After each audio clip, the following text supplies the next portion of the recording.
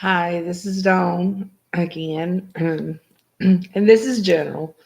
He is my service dog in training right now. I thought I'd come back and do another small little video to kind of help illustrate the effects after exposures.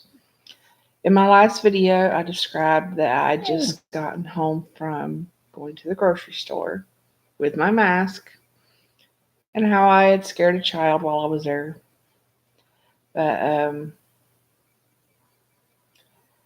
now I'm going to discuss the after effects. I've been home for a few hours, and while I was only in the grocery store for about 15 minutes, excuse me, my throat is actually having issues.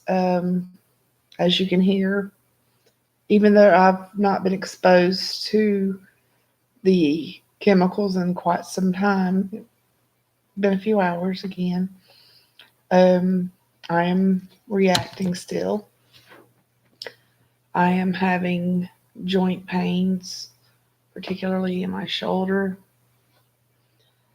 The fatigue has really started to set in. I'm wearing my glasses to try to help with migraines.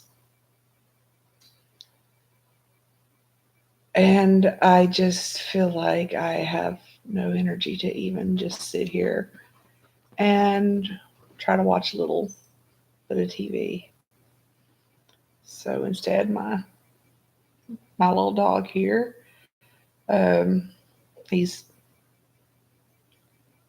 he's not fully trained, but he has learned when I need him with me. Um, we're just sitting here and trying to live through the exposure, or more accurately, the after effects of the exposure. Excuse me, my tongue's trying to get a little clumsy on me right now, so I apologize for the slip of the tongue. It was exposure, excuse me. Um,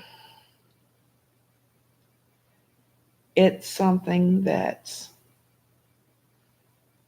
even if you see someone out and about with MCS, as I was earlier today, whether they're having to wear a mask or not, this is the side that you don't see when they go home and they're they're done for the day. They can't do anything else. It's not even noon. And the only thing I've done today is I drove my son to school. I went to the grocery store for 15 minutes. Did my little video after getting cleaned up from coming home to get rid of the chemical exposures that had remained on my clothing and skin. Put in a roast for supper tonight so I don't have to worry about whether or not I have energy to cook. I sealed some graduation announcements, or less than 20. I'd stuffed them another day, and I just did not have the energy on that day to finish sealing those envelopes.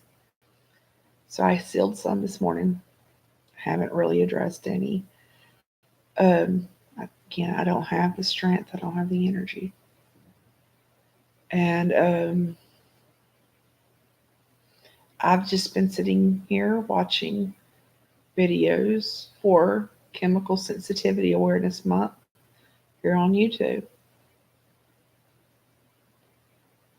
This is something that I wish more people could understand. This is the reason why, even if I could find someone who would hire me while wearing a mask, this is why I couldn't even get a job if I wanted one, which I do. I loved my job when I had the ability to work. I loved working out with my coworkers and being out in public. You never know what kind of a story you're going to hear from someone. There are some very interesting people out there. And working with the public, I was able to get to know so many fascinating individuals. And now, for the most part, I sit in my home looking at four walls.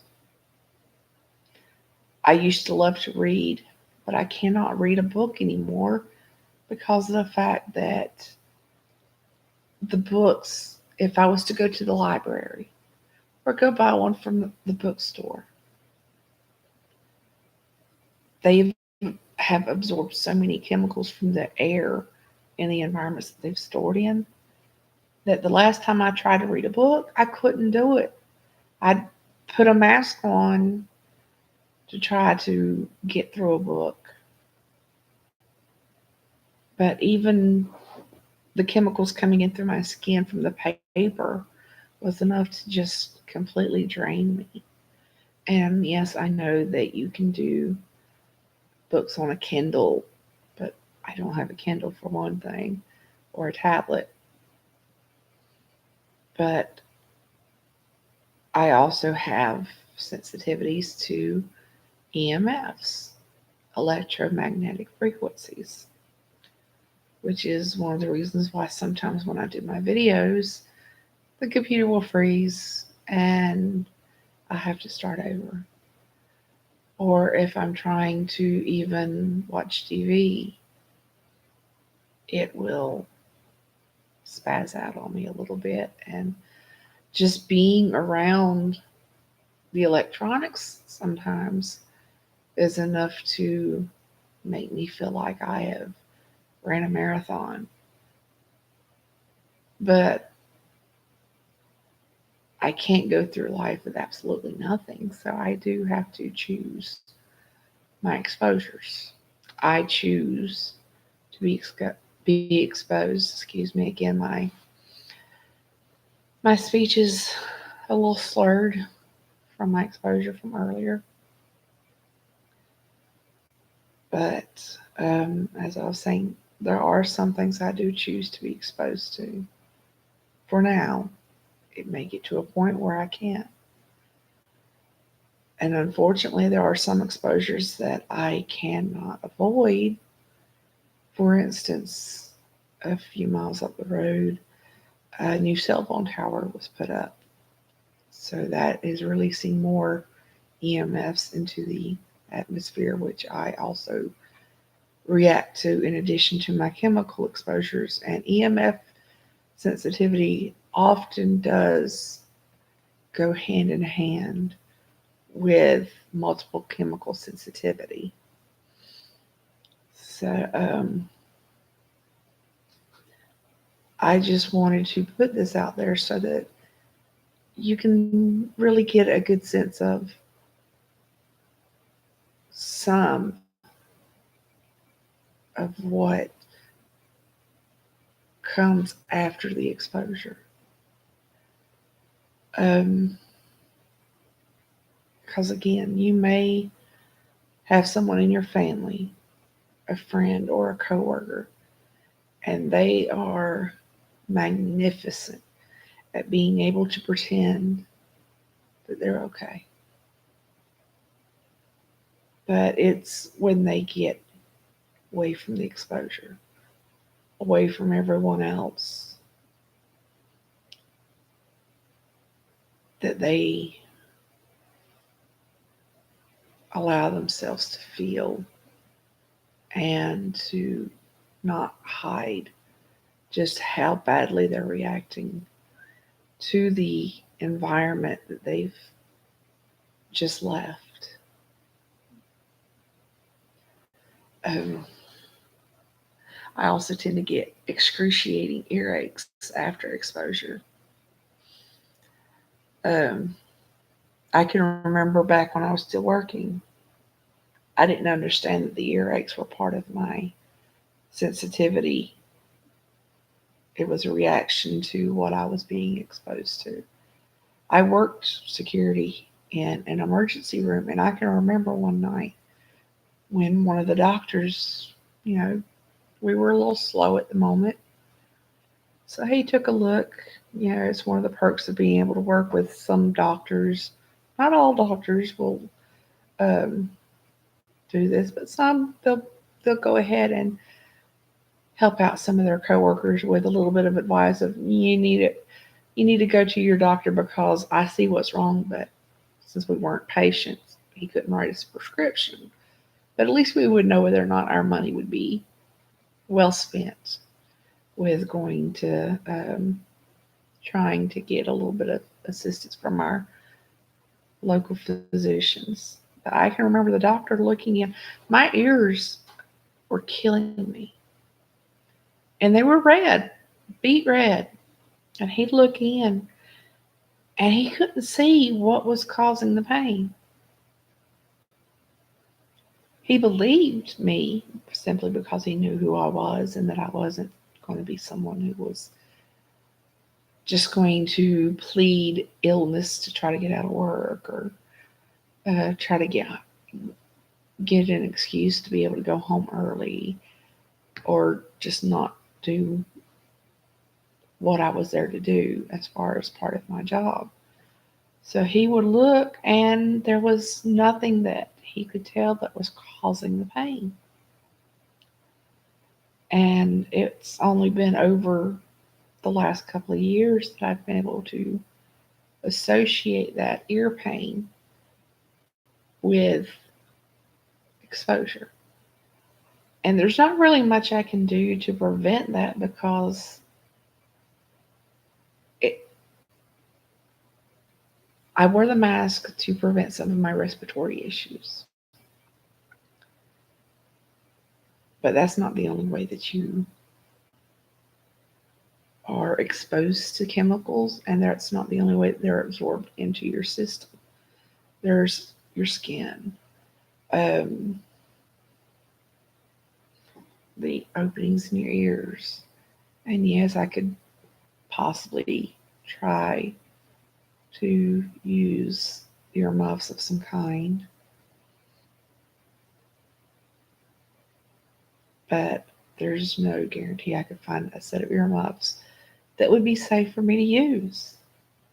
They too off gas chemicals. And in that scenario, they would actually be off gassing directly into my ear canal. So it may actually make the problem worse rather than better. So instead, it's just something that I deal with. Sometimes I will inform my husband that I'm having a reaction, but I know that he gets kind of tired of hearing about my aches and my pains and different reactions because it's a never ending thing. And sometimes you just have to acknowledge that they're not going to go away. Some days are worse than others. And you find ways to cope and to lessen the exposure. For instance, I've had to recently move our trash can in our own home simply because the chemicals that are in trash bags, even after letting the box of trash bags try to off gas a bit in the garage for a month or so, when my husband had to change the trash bags, the trash can was releasing so many chemicals in the kitchen that I was having difficulty in the bedroom, being able to not have my throat close up or chest pains, um, heart palpitations. So I've moved the trash can out of the kitchen and moved it out into the mudroom area. I really should move it out into the garage to try to lessen my exposure, but I'm doing my very best not to inconvenience the rest of the family as much as possible.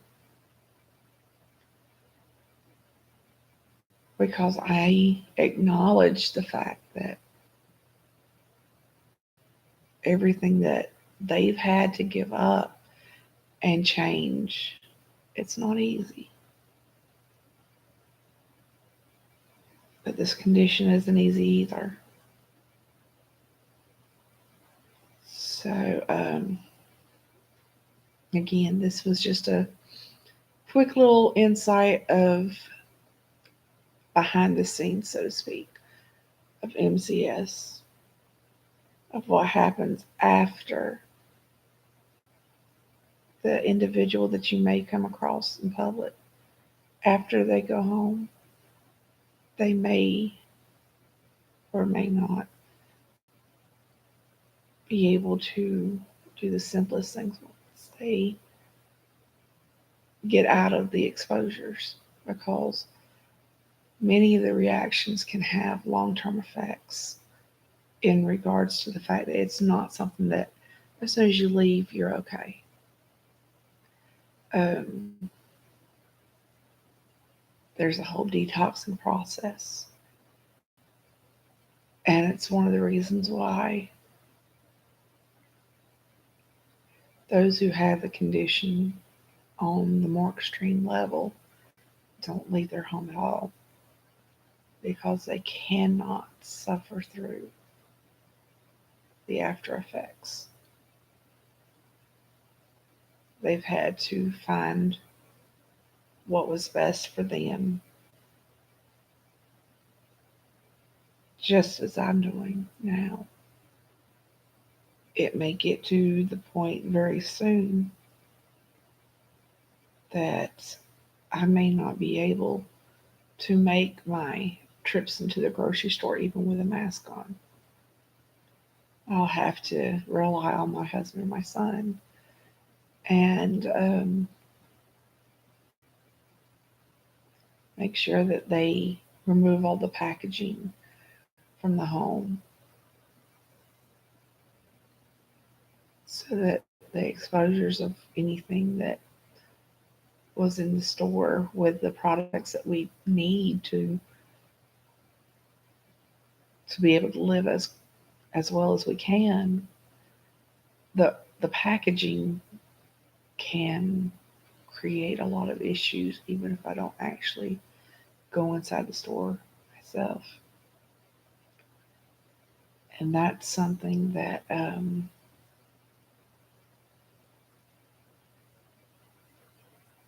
just knowing that that day's coming soon is a very limiting thing. My mind is starting to try to shut down on me. So forgive me if I'm rambling or if I use the wrong words. But again, this video is to show how someone may be after an exposure with MCS. And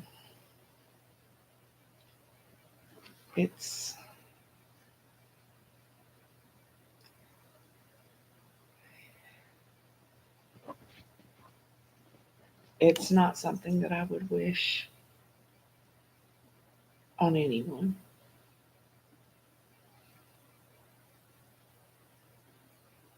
Because the uncertainty from one moment to the next is so great.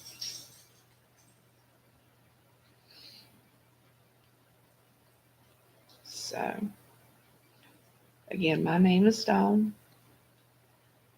For Multiple Chemical Sensitivity Awareness Month, I'm making these videos to try to chronicle my life so that others can have a bit more awareness of this condition. So, I am one face of MCS, but I am one face of many. Thank you.